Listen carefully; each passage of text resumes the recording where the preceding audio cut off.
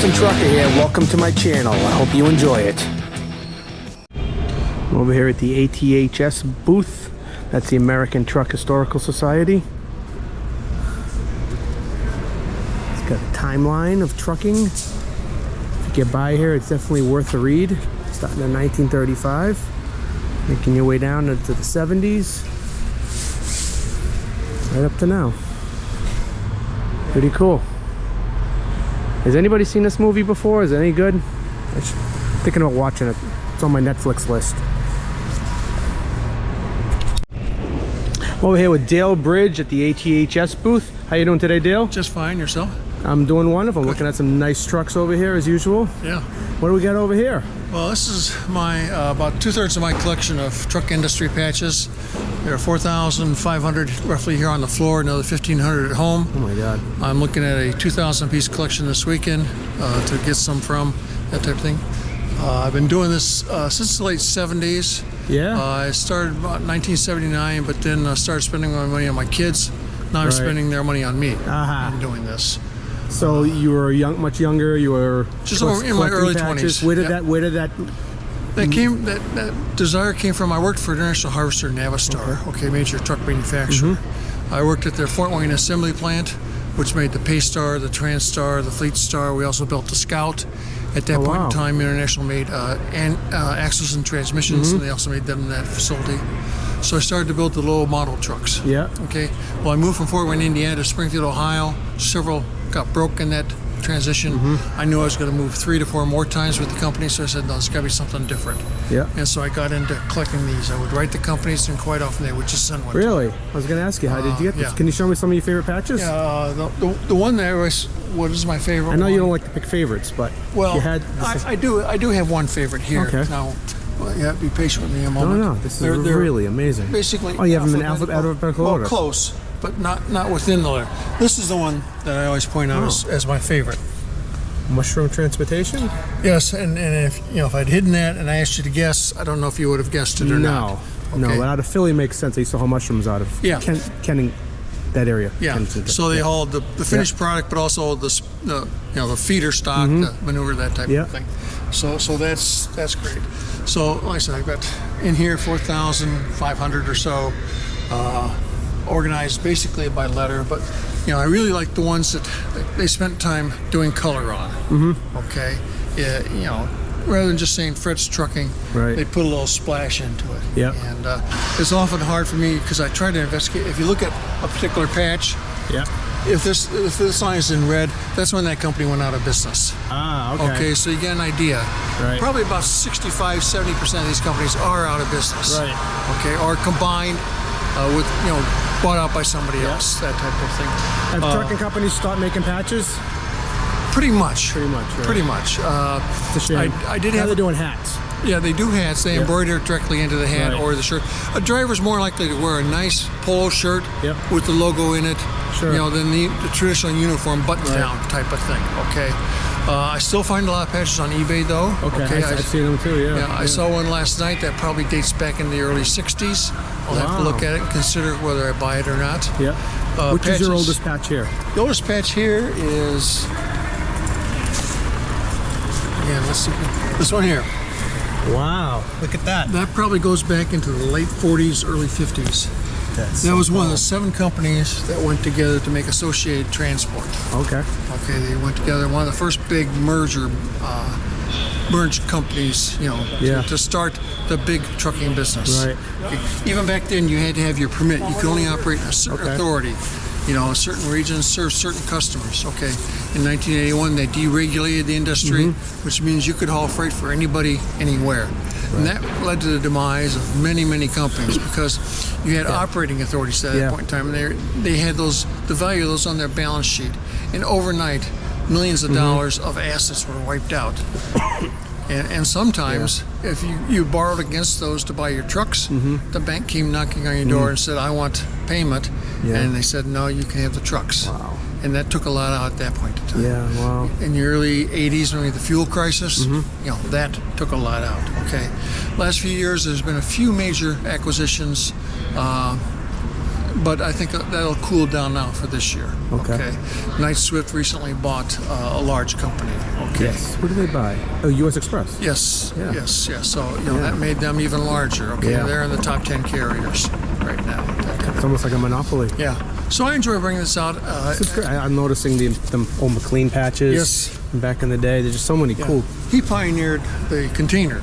Right. Or he may not pioneered it, but he certainly marketed it. Okay. And container on ships. Can we flip some of these pages and show me some things that catch your eye? They're all just so cool. Are they like your children almost? No, not quite. Not quite. Well, it's quite an uptaking to it is transfer out. Yeah, this was all on a different type of display 2 years ago. Last year, Yeah. I reformatted it into this display. Yeah. Had this weighs half what that prior display weighed. It I got 2 miles per gallon more in my vehicle driving, carrying it around.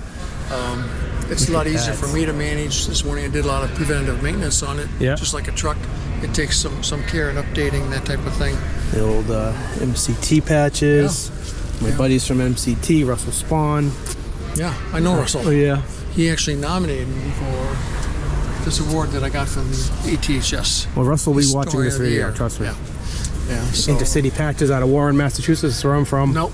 No. Nope. This is Canada. Really? Yes. This is Warren, Massachusetts. Well, no, it should probably be Manitoba, but maybe. Yeah. But anyway, Wow. it's predominantly Canadian. Hume. I recognize Hume. I recognize a lot of these. These are so cool. Well, I said a lot of color, a lot to take in. Yeah. And you see them on eBay all the time. Are you constantly scanning eBay? Hour and a half a day while I watch TV. I sit there with my iPad, scroll that type of thing. That's amazing. Yeah, so it's like I said, it's been a real it's your passion. exciting. It is. I mean, these guys, they spend a lot of money on their trucks. You'd be amazed what what this costs.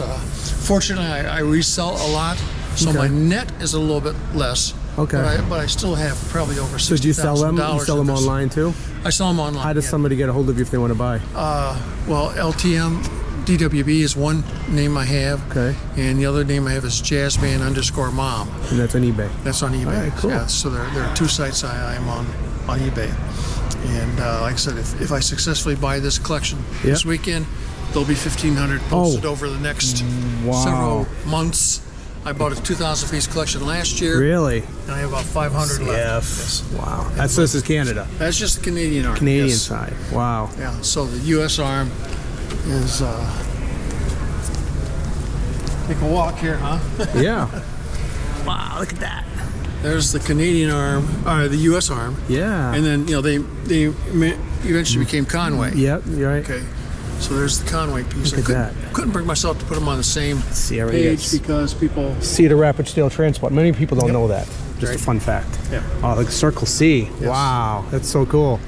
Yes. I like the patches with the trucks on. Yeah. So sometimes I'll buy a patch and put them on a hat. Yep. But they have the truck on it. I've thought That's about just doing me. that, but my wife doesn't sew, so Yeah.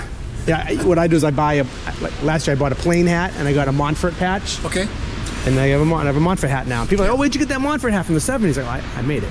Well, most of these are all common carriers. They made their money hauling somebody else's material. Okay. Yep. They're not a captive. If I had a captive, I had Sears, Walmart. That's way too much. Okay. Yeah. I have them at home in a binder. This goes to a museum after I'm done with it. Okay. But you speak of Montfort. Montfort is the only captive that I have in the display. And usually I put it up in the corner so I can find it. Ah, okay. So Montfort, because people talk about the Montfort line. Of course. And I like to say, well, okay, at least they're represented. Yeah, there we go. Oh, look at that. Yeah. It's not the patch on There house. is somebody who's making replicas of them. Oh, really? Yeah. Yeah, that's what I probably heard. Two different people who made replicas. One guy actually paid to renew the trademarks. Actually paid the government to renew them. And he put them on toy trucks or sold the rights to put them on toy trucks. The current person makes them as knockoffs out of the Philippines. Oh, interesting. Okay. And I do have a few of his patches in here. Not intentionally, but because I don't, I use it as a placeholder. Lombard Brothers. Is that out of Connecticut? That might be the one out of... Yeah. Oh, I have to take a picture of that. I know a guy, Mike Lombard, that's his family. Okay. And they be careful because there's... no, that's it right there. Waterbury, Connecticut. Let's see here. You got all the variations. Whoa, yeah. Hold on. Yeah. Wow, That's so like cool. I said, there are 4,600 patches here on the floor representing 3,500 different companies. Okay, and that's because companies have multiple ones. Leeway has multiple. CF had multiple. Sure, yeah. I remember when this these is guys. a knockoff patch. This is the company never Lisa. authorized this one. Really? But the collection I am buying does have a real Lisa patch, but it's square. It's not Texas. Wow. So cool. So here's one that I don't know whether I've got this right. Is it the red before the black, or do you turn it over and make the black before the red? That's interesting. I think you got it right. And I think I do too. Yeah. Okay. Yeah. Budmeier have any patches back in the day? Huh? Budmeier trucking? No patches. Budmeier truck lines. Budmeier Out of Minnesota? No. It would be in the B's, but I don't think so. Okay. Just curious. You got Munson. That's so awesome. Yeah, Munson out of Illinois. Yeah, I remember those guys. Remember all these guys. MGM. Yes. There's also a Munson, M-O-N-S-O-N. Out of Minnesota. Yeah. Yes. Yeah. Wow. Mason Dixon. Mercer. These are just the M's. Oh, they just went out of business. My buddy spent 20 years with these guys. Al Koenig and... A lot of these patches are from Al's collection. Are they really? Yeah, I bought it a couple years before he passed. Great guy. Very, very Great unfortunate guy. incident on that. He was a great supporter of the ATHS. He was a former president of ATHS. Yeah, really? Yes. So his son has got a truck, I think, here somewhere. Oh, really? Yeah. Good people. Good people. Yeah. Yeah, so I was fortunate to... unfortunately, that's the way I'm getting my collections now. As the collector passes away and the widow doesn't know what to do with it. Oh, wow. So I'm trying to convince them, I pay a fair price, okay? Yeah. And like since this goes to the Iowa 80 or the American Truck Society. Okay. I grew up just near there, so it's likely to go there. So if somebody wants to join the ATHS or donate, what's the best way for them to do that? Go online, Google ATHS, and there are membership applications online for that. Okay. We're 16,000 members. Australia, Great Britain, France, Japan. So we are worldwide. A lot in Canada. Okay. I'm a former treasurer of the society. That type of thing. So that's the best way to get hold of us. As you go through the display, there's a table down there. I don't know whether anybody's staffing check it out. or not, but do that. Well, I appreciate you spending some time with me, Dale. It's nice to meet you. Thank you so much. Yeah.